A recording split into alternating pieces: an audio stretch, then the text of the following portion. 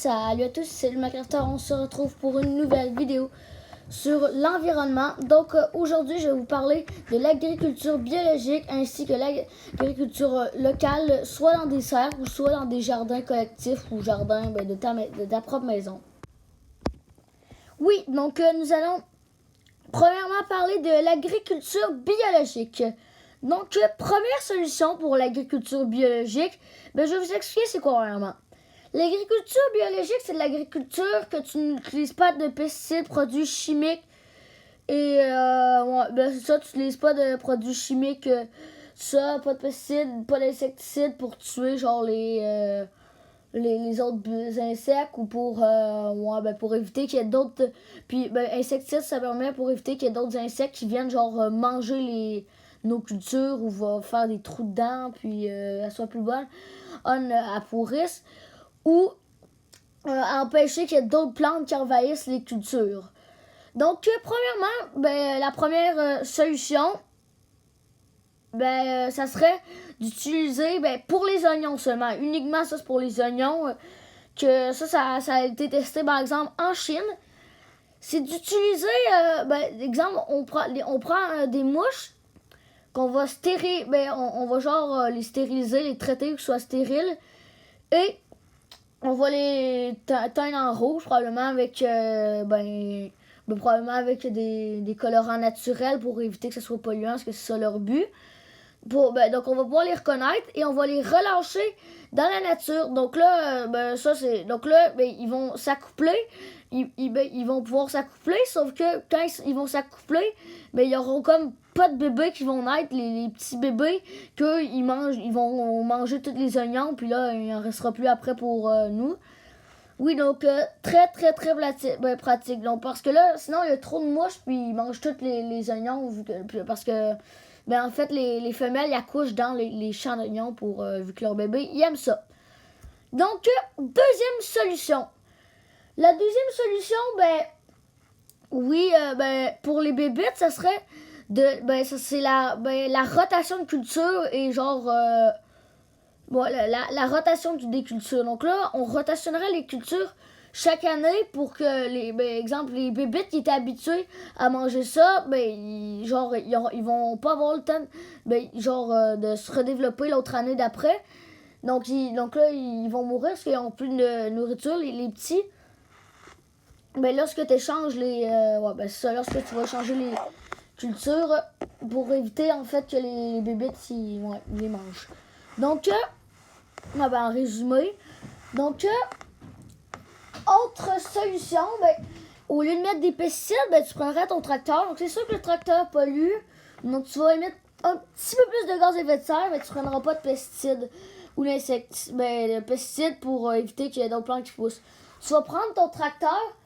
Puis avant de semer tout ça, tu vas aller broyer vraiment le sol pour enlever toutes les racines pour être sûr qu'il n'y aura rien du tout avec ton tracteur. Puis quand tu vas le récolter, après aussi tu vas le refaire genre pour ta deuxième culture de l'année si tu as le temps d'en refaire une autre. Oui, en effet. Autre solution pour les bébites encore, vous pourriez mettre, au lieu de mettre des insecticides pour éviter qu'il y ait des bébites qui viennent, vous pourriez mettre des virus. Donc là, premièrement, ça va pas les tuer, par exemple, s'il y a des abeilles qui viennent, parce que les abeilles sont très importantes pour faire fleurir les fleurs. Vous n'allez pas tuer ces abeilles parce que là, c'est vrai qu'ils se raréfient de plus en plus. Il reste des guêpes, mais des abeilles, ça se raréfie de plus en plus. Donc, ils vont peut-être plus... donc là, il y en a qui vont attraper le virus, je pense. Il y a des chances qu'ils meurent, mais moins élevées que si vous mettez des insecticides. Puis là, ils vont plus revenir là parce qu'ils savent que ça va leur donner des virus, genre les bébites qui mangent les légumes.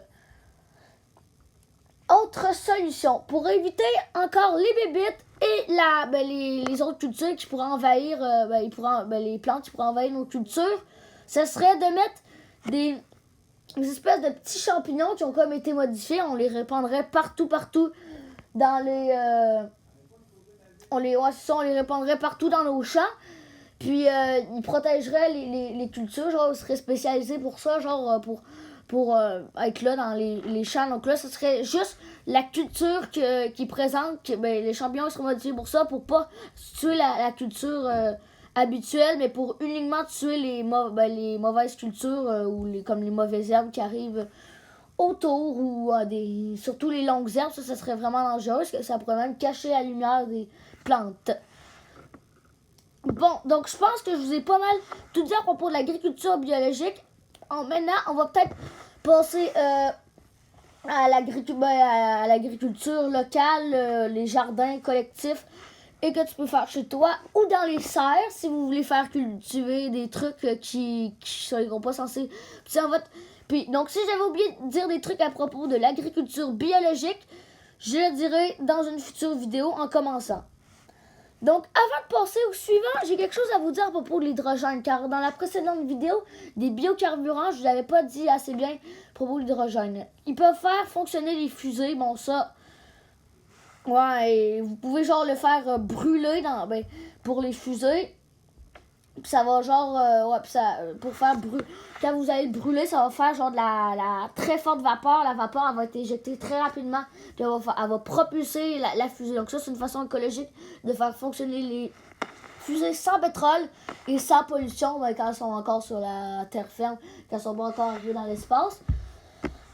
Aussi, il y avait deux méthodes. Donc elle, avec l'eau, que tu mettais l'électricité dans l'eau, ça récupérait l'hydrogène et l'oxygène. Bon, ça, je vous l'avais dit. Mais elle d'avant, du méthane, que je vous avais dit et tout, je vais vous expliquer. C'est que vous mettez du méthane dans un four, un four. Là, la chaleur, elle va séparer le méthane, qui est avec du CO2 et de l'hydrogène. On va récupérer l'hydrogène, puis on va faire fonctionner les voitures. Qu'est-ce qui est moins écologique? Oui, ça produit du CO2, malheureusement. Mais, au moins... Mais, sauf que oui, sinon... Si on n'avait pas produit du CO2, ça aurait été du méthane. Et le méthane, ça amplifie plus le réchauffement climatique que le CO2 pour une quantité identique. Donc en fait, c'est bien même que ça dépollue un peu. C'est pas légal celle-là puis l'autre. Donc maintenant, c'est le temps de passer à l'agriculture locale.